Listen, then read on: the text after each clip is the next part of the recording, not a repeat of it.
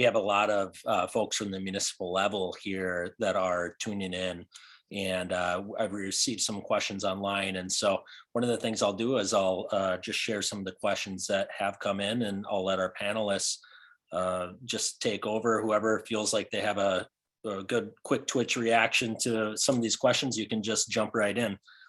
Somebody asked, what are some of the first steps that you think that municipalities can take to make housing more accessible to residents?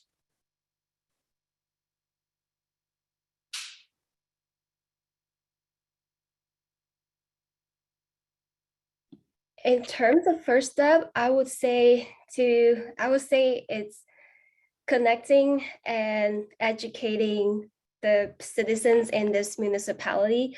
Actually, Rhode Island is like California, which is the state that my primary research is focusing on. There is this planning component in terms, there's this planning component in Rhode Island, which means each municipality has to develop this housing plan.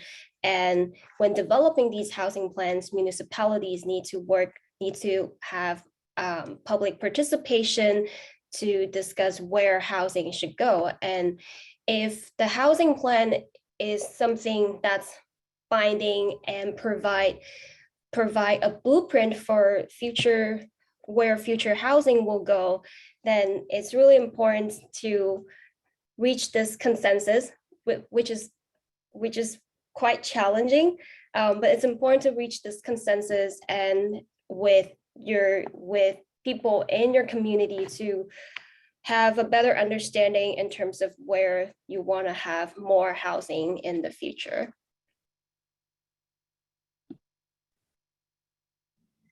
I think I'll echo. I was just going to add that it's funny because I was thinking about California as well, and I was thinking of the regional housing needs assessment component, which is sort of if you can do it, but if you can't, and I feel that we should drop the please do it or the politeness of doing it, and I think the mandating component of things, and incentivizing is great, but really mandating stuff and enforcing things, jumping in, using, a higher level of decision-making or prerogatives to go up to the local level to fix certain exclusionary trends is a way to go, in addition to educating, in addition to, looking at the long-term evolution of that local housing market to understand what went right, what went wrong. There's all kinds. It's a very comprehensive and multidimensional approach always. But yeah, I wanted to insist on the mandating. And because you mentioned the California regional housing needs assessment, I thought, yeah, that's something that always strikes me, this non-mandatory, this just like suggestion. Policy is not about suggesting, it's about enforcing. It sounds scary. I also like incentives, but yeah. Jacob, I wasn't sure if you wanted to jump in on that. Yeah, sure. I'll just, in some ways I totally align with what everyone said. The first step is to want to do something about it, I think. And as I think we know that's not an obvious thing that's already there. A lot of times people don't want to do anything about affordable housing, especially in, suburban exclusionary communities, but also in cities, bigger cities. We have to want to do something about it. We have to want to be serious about doing something about it and not just talking about it. And so I think depending whether you're, if you're a government, I think that means a desire to take a proactive role in doing something and not just kind of maybe doing some talking about things and hoping things will work themselves out. You have to be assertive, whether that's these kind of enforcement mechanisms that the panelists have been talking about, or playing a direct role in things. And then if you're not a government, if you're an advocacy group or something like that, it's about pushing that envelope and, as the other panelists have said, educating people on this is something that's urgent and necessary, and it's not going to solve itself on its own. So yeah. How about structure? some of you were talking about compliance a little bit. You're or making things mandatory. Is that something that comes from the state level? Is it something that comes from the municipal level? One of the reasons why I'm asking is that, I'm an environmental, or I do environmental policy. And so one of the things that we do find is we find that when there's that state level compliance, sometimes you start seeing some mechanisms taking hold, like the public-private partnerships, maybe certain types of bonding becomes an option for some of these housing projects. You might get the social impact bonds and things like that. Where do you think the compliance should come from? Or sorry, not the compliance, but the mandatory, the mandates. I think it's a very, very good question. I would like to take this one and then maybe just start off the answer. It's something that really I grappled with because usually when we think of the French model, we think very strong top-down dirigiste, sort of like state deciding everything and then implementing everything. But France turns out to be not so different in terms of when you look at the local level, a patchwork of impacts and a patchwork of results. Like, municipalities are doing great and really following the rule that was mandated by the government. And then neighboring places are super exclusionary and who have these, local discretion of doing whatever they want. And that really triggered my realization that it's not just about the state, it is the state. The state helps, and the retreat of the state is always negative, and it's always in terms of budgets, in terms of prerogatives, in terms of sitting at the table and making the decisions and implementing policy.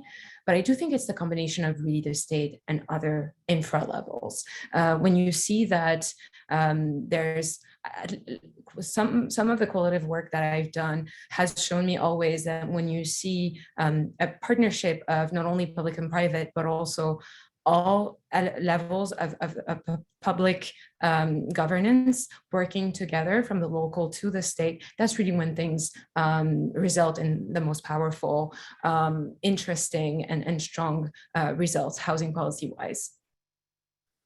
Jen, do we have a couple minutes to squeeze in a couple more insights on that last question? I think if you want to take it, you should. So I would say, I think when we're talking about the state in the U.S. in particular, are we that the state is sort of, and this is true, of course, in other countries as well, but it's a combination of different levels of government, and I think the role of each sort of depends on what we think of as the problem to be addressed. So if below market, I don't love the term affordable housing because it sort of obscures the fact that some housing, in order to be affordable, needs to be deed restricted to, at least in our current system, to be below market rate. So I'm going to use the term below market rate housing rather than affordable housing. And so below market rate housing needs both zoning that allows for denser development than is permitted in many places, and also it needs some kind of subsidy. In the case of the states that we were talking about, one source of subsidy is internal cross subsidies from market rate units within a project to below market rate units.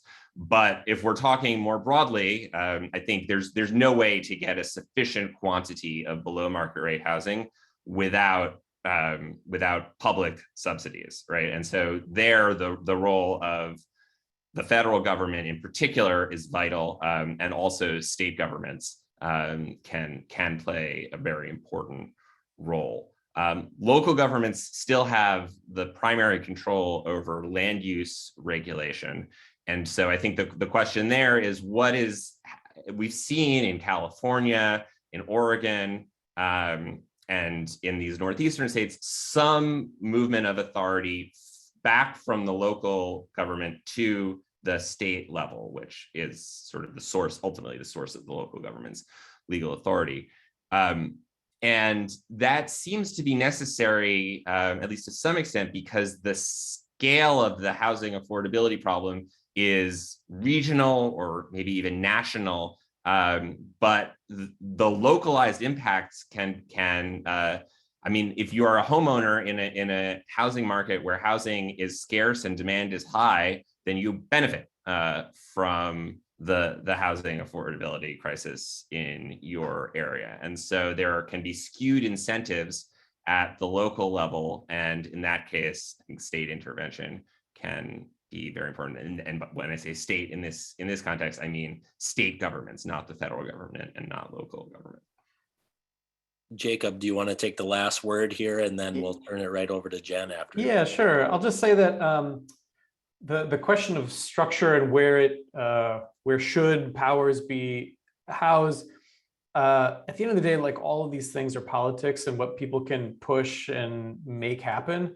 So I think in some way the answer is you put the structures in wherever you can, but there are trade-offs where you put them. So everything gets easier and better and I think more simple when you can do things at higher levels of the federal system. So state or federal governments, they help resolve some of these free rider collective action problems where, you know, a little suburban town doesn't want to be play ball. So if a state level can create that authority, that solves some of that problem. The problem is that higher levels you go up, the more politically difficult it is to create that coalition. So at the end of the day, it's sort of whatever you can. But I think, as people start coming together to try to create better housing, it might be that some of these early, really proactive structures come at the local level where people are able to access their government much more easily. We've been working with some folks in Kansas City, and, a really powerful tenants group has, direct access to some of the city managers and mayor's office. Whereas at the state level, I mean, it's not going to happen in Missouri. And so it sort of depends on what the political opportunities are. And so that's sort of up to the politics and organizing to make it happen.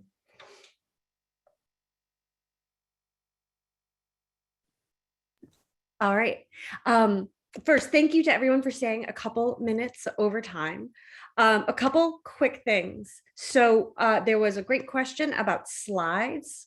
So I asked to our esteemed panelists, if you are willing to share your slides with me, I can make sure to get them out to attendees so they can dig into some of that great information that you pulled together. I want to make a plug for the Housing Voice podcast out of UCLA. And the reason I want to make this plug is part of the reason I found out about Magda's research and about Nick and Echo's research was through that podcast. So if you want to get an even deeper dive into their work, that podcast is really accessible either online or through however you get your podcasts, as they say. The other thing I will say is that for folks who are interested in how more independent actors can come together, so not state actors or local government actors, but individuals on the ground making investments in different modes of housing for the purposes of community wealth building. There's a great panel right at this link happening next. I think the time slot is 1 o'clock, but I will confirm that in a second. This starts, at 1:30. So the next panel, new models for community wealth building. So we can continue this conversation, but from a slightly different perspective. I want to thank everyone who made the time to be here today. You were all fantastic. I love the top view. I love the really nitty gritty granular view. So thank you a million times over. And yeah, have a great lunch. I look forward to seeing you soon. And thank you, Aaron, so much.